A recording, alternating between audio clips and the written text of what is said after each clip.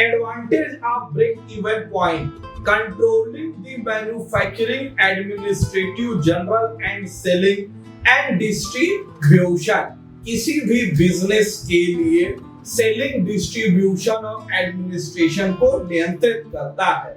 Evaluation, promotion, potential of new project, new policy, new project, maximum development पर new policy का कार्य की जाती है. Forecasting effect price change on profit and break even point.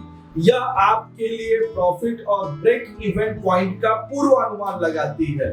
Forecasting effect of change base rate on profit break even point, किस स्तर पर कितना लाभ होगा इसका अनुमान लगाई जाती है. Forecasting effect of change in size, plan, procedure, profit and break even point. Thank you.